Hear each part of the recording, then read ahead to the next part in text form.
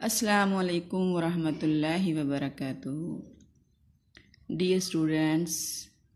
کیسے ہیں آپ سب لوگ؟ اللہ تعالیٰ آپ کو اپنے حفظ و امان میں رکھے، دنیا اور آخرت کی تمام بھلائیاں اور آسانیاں عطا فرمائے، صحت اور ایمان کے ساتھ سلامت رکھے۔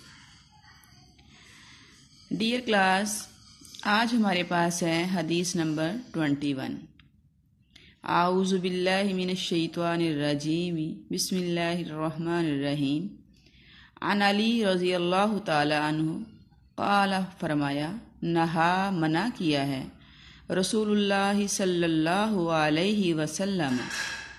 حضرت علی رضی اللہ تعالی عنہ سے روایت ہے کہ نبی علیہ الصلاۃ والسلام نے منع فرمایا، ان بیع تجارت سے، مستری مجبور کی، و بیع الغرری اور دھوکے والی تجارت سے، فرضی تجارت سے، و ان بیع تمرتی اور تجارت کھجور کی، قبل پہلے اس کے، ان تدریکا کہ وہ پک جائے۔ حضرت علی رضی اللہ تعالیٰ عنہ سے روایت ہے کہ نبی علیہ الصلاۃ والسلام نے مجبور کی، دھوکے والی اور کھجور کو اس سے پہلے کہ وہ پک جائے تجارت کرنے سے منع فرمایا ہے۔ یہ حدیث امام ابو داؤد نے اپنی صحیح ابو داؤد کے اندر بیان فرمائی ہے۔ ڈیئر کلاس، مذکورہ حدیث مبارکہ میں تجارت کی دو ایسی قسموں سے منع کیا جا رہا ہے جس میں کسی بھی طرح کا دھوکہ اور کسی کی مجبوری سے فائدہ اٹھانے کا اندیشہ ہو۔ بیع مستر وہ تجارت، وہ لین دین، وہ کاروبار ہے جس میں کوئی شخص اپنی کوئی قیمتی چیز بیچنے پر مجبور ہو اور ایسے وقت میں خریدار اس کی مجبوری کا ناجائز فائدہ اٹھاتے ہوئے اس چیز کی اصل قیمت ادا نہ کرے، کیونکہ بعض اوقات انسان کسی حادثہ کی وجہ سے، بیماری کی وجہ سے، کسی ناگہانی پریشانی میں گر جانے کی وجہ سے کوئی نہ کوئی چیز بیچنے پر مجبور ہو جاتا ہے۔ تو یہ تجارت، مجبور کی تجارت، بیع مستر ہے۔ اس سے اللہ کے نبی صلی اللہ علیہ وسلم نے منع فرمایا ہے۔ مسلمان کا بھائی ہے، ضرورت کے وقت، مجبوری کے وقت وہ اس کے کام آتا ہے، اس کی مشکل دور کرنے کی کوشش کرتا ہے، نہ کہ اس کی مجبوری کا فائدہ اٹھا کر وہ اس کو مزید مشکل اور پریشانی سے دوچار کرتا ہے۔ بیع مستر استحصال کی ایک شکل ہے اور اس کے اندر لین دین کو ناپسندیدگی کی نگاہ سے دیکھا گیا ہے۔ تجارت کے تمام معاملات فریقین کی باہمی رضامندی اور تعاون سے ہونا ضروری ہیں، اور اگر فریقین کے درمیان یہ رضامندی اور تعاون نہیں پایا جاتا تو اس طرح کی تجارت کسی ایک فریق کو زیادہ سے زیادہ نقصان سے دوچار کر دیتی ہے، اور مسلمان کبھی بھی اپنے مسلمان بھائی کا نقصان کرنا گوارا نہیں کرتا۔ فروخت کرنے والا مجبور شخص اور خریدنے والے شخص کے درمیان جو لین دین کا معاملہ ہے، یہ حقیقی رضا کا، اس کے اندر حقیقی رضا کا موجود ہونا ضروری ہے، یعنی دونوں خوشی اور رضامندی سے یہ لین دین کریں۔ لیکن اگر کوئی شخص مجبوری کے عالم میں اپنی کوئی چیز بیچتا ہے تو اس طرح مجبوری کی رضامندی شریعت میں قابل اعتبار نہیں ہے۔ قرآن مجید میں واضح طور پر یہ حکم موجود ہے کہ اے ایمان والو، تم آپس میں ایک دوسرے کا مال باطل طریقوں سے نہ کھاؤ، اور باطل طریقہ یہی ہے کہ کسی کی چیز، باطل جو طریقے ہیں مال کمانے کے، دوسروں کا مال کھانے کے، ان میں سے ایک یہی ہے کہ مجبوری کا فائدہ اٹھاتے ہوئے، کسی مسلمان انسان کی مجبوری کا فائدہ اٹھاتے ہوئے اس کی کوئی مہنگی چیز سستے داموں حاصل کر لی جائے۔ اس بیع کے ممنوع ہونے کا ایک سبب یہ بھی ہے کہ اسلامی اصول تجارت کا بنیادی اصول ہے لا ضرر ولا ضرار، نہ خود نقصان اٹھاؤ اور نہ دوسروں کو نقصان پہنچاؤ۔ اب مجبوری اور دھوکہ کے ساتھ جو تجارت ہوگی اس میں لا محالہ بیچنے والے کا نقصان ہے، لہٰذا جس طرح خود نقصان سے بچنا ہے ایسے ہی دوسروں کو بھی نقصان سے بچانے کی کوشش کرنی ہے۔ حدیث مبارکہ میں تجارت کی دوسری قسم جسے ممنوع قرار دیا گیا ہے وہ ہے بیع غرر، فرضی تجارت، دھوکے کی تجارت، یعنی ایسے مال کا سودا کیا جائے جو ابھی موجود ہی نہیں،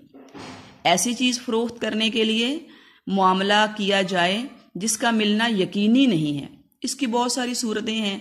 جیسے اونٹنی کے اس بچے کا سودا کرنا جو ابھی پیدا نہیں ہوا، یعنی اونٹنی کے پیٹ میں موجود بچے کا سودا کر لینا، تجارت کر لینا، اس کو بیچ دینا، یہ ممنوع ہے۔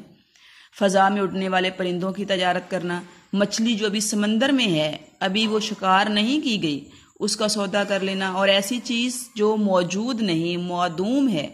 اس کا سودا کرنا، تجارت کرنا، یہ بیع غرر یعنی فرضی تجارت، دھوکے کی تجارت ہے۔ اس تجارت کے ممنوع ہونے کے بہت سارے اسباب ہیں، کیونکہ جس چیز کا سودا کیا جا رہا ہے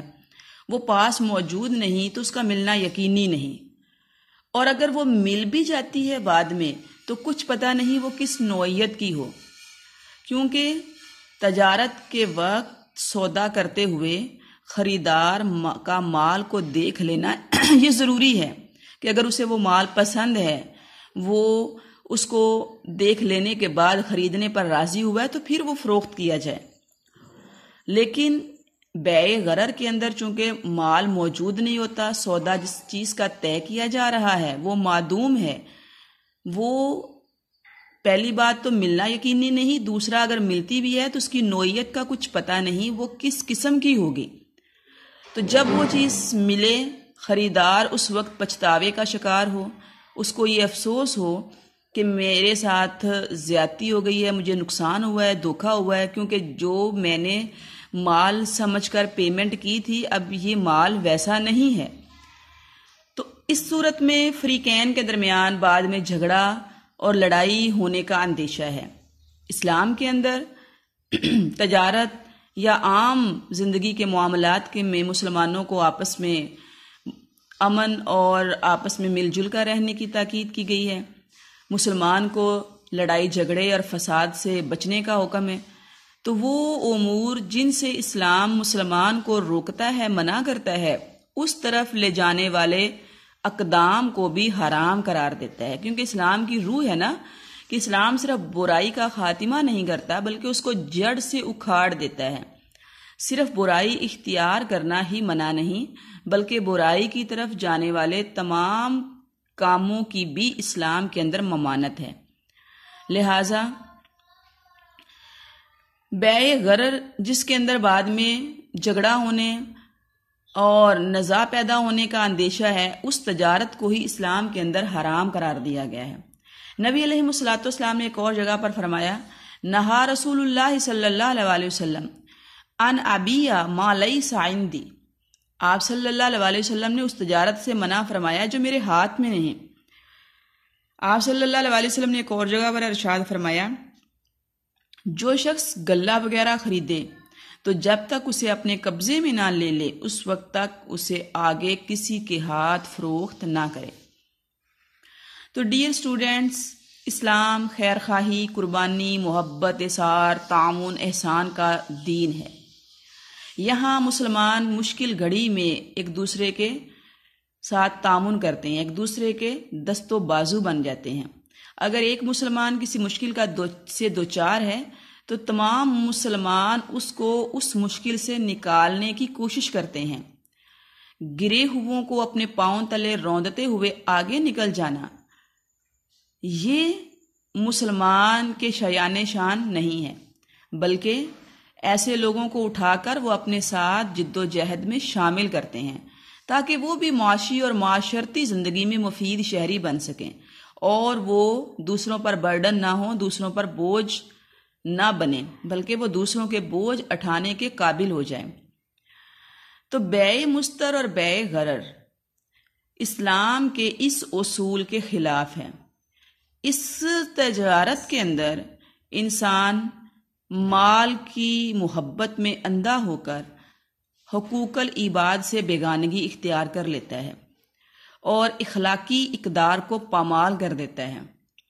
وہ ہمدردی، وہ اثار، تعاون اور قربانی کا جذبہ جو ایک مسلمان کے دل میں دوسرے مسلمان کے لیے ہونا چاہیے، بیع غرر اور بیع مستر کی شکل میں، یہ باقی نہیں رہتا۔ لہٰذا اصول تجارت کے اندر نبی علیہ الصلاۃ والسلام نے امت محمدیہ کے افراد کو وہ رہنما اصول عطا فرما دیے ہیں جن کے ساتھ وہ اپنی معاشی زندگی میں بھی کامیابی حاصل کر سکتا ہے، اور ساتھ ہی ساتھ وہ دوسرے مسلمان بہن بھائیوں کو بھی نقصان سے بچا سکتا ہے، اور یہی چیز دنیا اور آخرت میں کامیابی حاصل کرنے اور اللہ اور اس کے رسول کی رضا اور خوشنودی کو پانے کا ذریعہ ہے۔ جیسا کہ پہلے بھی میں نے بتایا، انسان کو دنیا میں ملنا تو وہی کچھ ہے جو اس کے نصیب اور مقدر میں ہے۔ دھوکہ، فریب اور کسی مجبور کی چیز کو سستے داموں حاصل کر لینے، خیانت اور بددیانتی کے ساتھ راتوں رات امیر بننے کے چکروں میں انسان محض اضطراب، بے چینی اور بے سکونی ہی حاصل کرتا ہے، اور اس کے ساتھ ساتھ اللہ کی ناراضگی، اللہ کا غضب اور غصہ حاصل کر کے وہ دونوں جہاں میں اپنے لیے تباہی و بربادی ہی کماتا ہے۔ جبکہ اسلامی اصول تجارت کو اپنا کر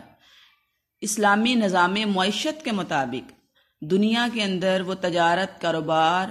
اور ذریعہ معاش کو اختیار کر کے وہ قناعت کی دولت حاصل کرتا ہے، اور وہ دوسرے مسلمانوں کے ساتھ ہمدردی، اثار اور تعاون کے ذریعے اللہ کی رضا اور خوشنودی کو بھی پا لیتا ہے، دنیا کی زندگی کو بھی اپنے لیے بہتر سے بہتر بنا لیتا ہے، اور اس کے ساتھ ساتھ وہ اپنی اخروی زندگی اور اپنے اصلی گھر، اصلی ٹھکانے کو بھی حاصل کرنے میں کامیاب اور کامراں ہو جاتا ہے۔ اللہ رب العالمین ہمیں صحیح معنوں میں دین اسلام پر عمل پیرا ہونے کی توفیق عطا فرمائے، ہمیں لین دین اور کاروبار کے اندر اسلامی اصول تجارت کو اختیار کرنے اور اس پر عمل پیرا ہونے کی توفیق عطا فرمائے، اور ہمیں دنیا کے اندر دوسرے مسلمانوں اور انسانوں کا احساس کرنے، ان سے تعاون کرنے، احسان کرنے کی توفیق عطا فرمائے۔ وما توفیق الا باللہ، علیہ توکلت و الیہ انیب۔